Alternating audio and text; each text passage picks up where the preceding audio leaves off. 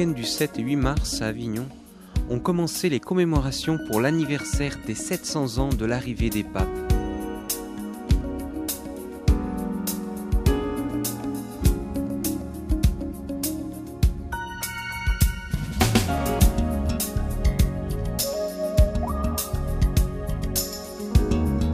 Le samedi 7 mars, le cardinal Paul Poupart, président émérite du Conseil pontifical de la culture et envoyé spécial du pape pour ces commémorations, fut accueilli à l'hôtel de ville par Madame le maire Marie-Josée Roy, qui lui a présenté les manifestations organisées par la ville.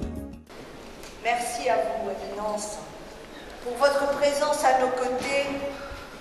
Vous nous faites l'honneur de représenter ici au Vatican pour cette journée qui est celle du lancement des commémorations du 700e anniversaire de l'arrivée des papes dans notre cité. À cet anniversaire, je pense qu'il synthétise ce qu'est cette ville. Cette ville qui doit tant au pape, à ce siècle passé ici, qui a fait de cette ville ce joyau architectural qu'elle est aujourd'hui. Et c'est aussi la rencontre de cette ville telle qu'elle a été préparée pendant un siècle avec un développement culturel sans précédent. L'incarnation même de la culture dans le patrimoine architectural légué par les siècles et notamment légué par les papes est quelque chose qui fait que cette ville est tout à fait exceptionnelle. Après l'intervention de Madame le maire, le cardinal Paul Poupart a donné sa parole aux centaines d'invités présents pour l'ouverture de cet événement.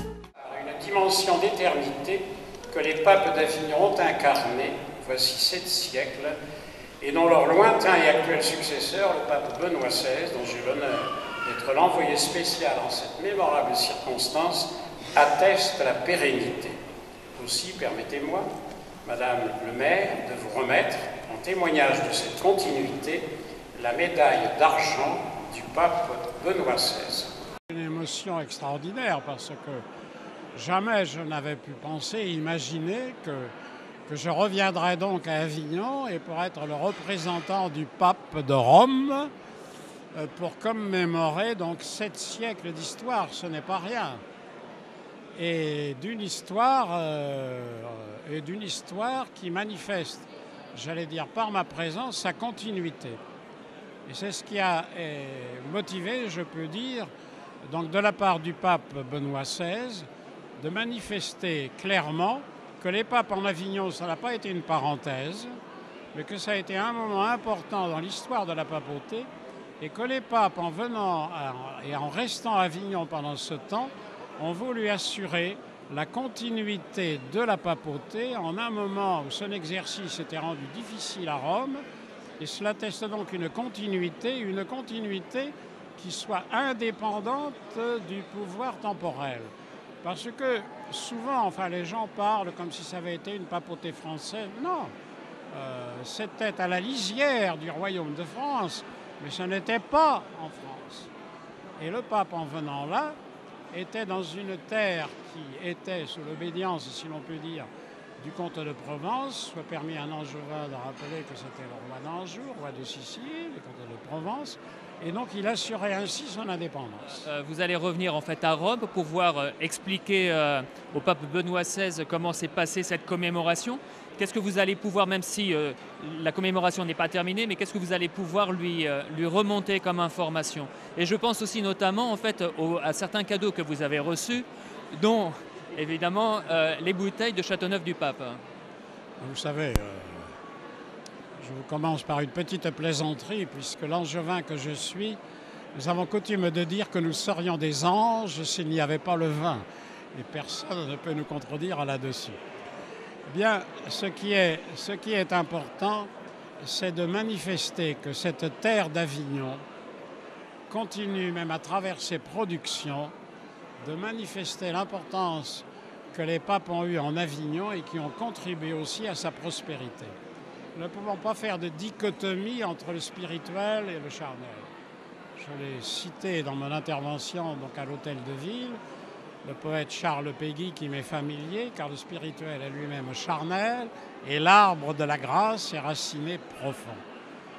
Et cet arbre porte de nombreux fruits Et les fruits temporels sont aussi empreints de spirituel. Et c'est aux hommes qu'il appartient, comme le Concile œcuménique Vatican II l'a dit dans sa constitution pastorale Gaudium et Spes, de faire en sorte que tous les fruits de la terre soient au bénéfice du plein épanouissement spirituel. Pour finaliser ce moment, un apéritif a été offert à tous. Ce sont les 700 ans de l'arrivée des papes en Avignon. Quelle est l'importance pour le diocèse de cette commémoration ? Pour nous, c'est le rappel des racines de notre Église de Provence, qui bien sûr s'enracine plus profondément, mais la présence des papes en Avignon a marqué l'histoire de notre Église et il était important de rappeler cette histoire qui aujourd'hui encore marque non seulement la ville, mais le diocèse tout entier. Son Éminence, le cardinal Poupart, a rappelé l'importance de la venue des papes, ce que ça a pu faire d'un point de vue culturel, d'un point de vue spirituel. Pour le diocèse, cette commémoration, est-ce que ça va aussi pouvoir l'ancrer peut-être aussi dans une autre démarche ? Bien, je pense que ça sera l'occasion de rappeler les faits majeurs de la présence des papes, notamment les grands événements qui ont marqué la théologie de l'Église, avec la question de la vision béatifique par-delà la mort, par la question de la canonisation de saint Thomas d'Aquin, et puis également différentes précisions arrivées à maturité de la question de la procession du Saint-Sacrement. C'est à Avignon que l'Église universelle a mis en place ce qui va se développer dans le monde entier. Et je crois que notre Église est fière de cette page de son histoire. Et il est souhaitable qu'aujourd'hui encore, nous ayons le même dynamisme que celui qui a eu lieu il y a des siècles, 7 siècles, avec la présence des papes. Le pape Jean XXII, le pape Benoît XII, avec tout le dynamisme missionnaire qui a été le sien à cette époque-là. Ensuite, le cardinal, bien comme Monseigneur Caténose et Madame le maire, ont fait une visite privée au Palais des Papes qui s'est terminée par un déjeuner dans l'une des salles du palais.